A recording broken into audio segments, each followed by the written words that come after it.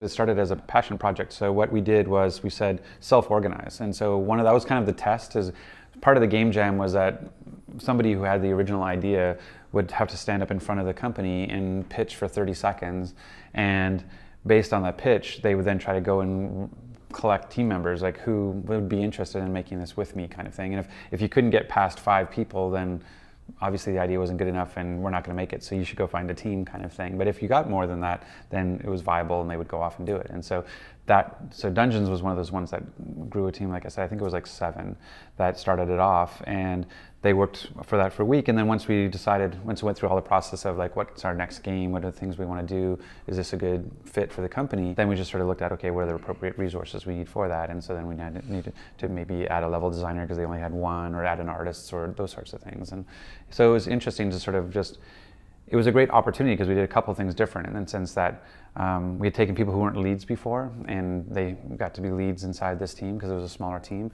Where Gears, and you've taken tours of our office, we have 2 big buildings, and we really wanted to try the war room approach, which was something we hadn't done for a really long time. And so the entire Dungeons team right now is in one room, and so having that sort of communication back and forth, and to try that kind of development environment again and see pros and cons and allow for new people to learn up to what it means to be a lead it's been a great opportunity.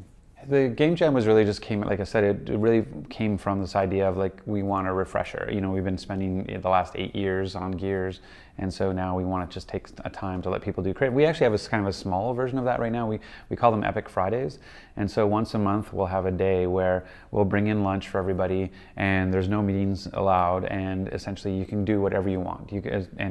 As long as it's contributing to your growth as a person, or the team's growth, or the project's growth, or the company's growth, as long as it's improving something it's useful, then you can do whatever you want. And some people will go off and read white papers, and some people will document your code, and somebody will go learn a new art technique, or sometimes we'll get new features, and some of that stuff happens. You know, we had some really cool stuff with the mech from Gears 3, where in Epic Friday they had interesting third-person controls and all these different kind of ways to play it, and so you get sort of lots of new creativity. And so it's been a great way to kind of spark that, like, you know, that hey, this one day every month I'm going to detach from whatever task list I have and just do something creative and have fun with it. And we just did where we did the Epic Friday, and then on Tuesday we do a company meeting and we show a lot of the cool stuff that gets done, and so people get jazzed and excited about that. So we kind of put that into our regular kind of what is our company culture.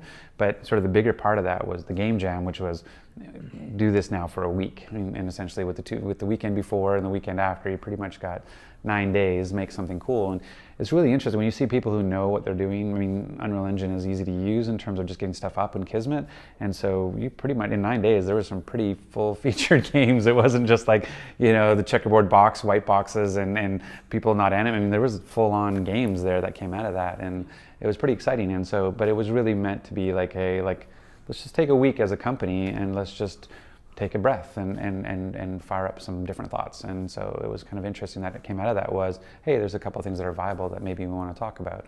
And so Dungeons was certainly a direct result of that, because that was a team. And then the discussions around what happened at Game Jam is actually kind of what led to Fortnite. And Fortnite wasn't a direct result. It wasn't one of the games in the Game Jam, but that process was kind of the fuel that caused that to become created, which was really interesting. So kind of that Game Jam was a spark for both those games. There's more to come on Fortnite, clearly. Lots of interesting stuff in the near future. We joked about creating a new brand called Epic Mini Games from the old Epic Mega Games. It's like, okay, let's just put out a bunch of the small stuff. The thing for us is that our quality bar is really high, and I think now is with the sort of the industry started transitioning as well from, there's that console still exists, but obviously PC and mobile are becoming much bigger as well.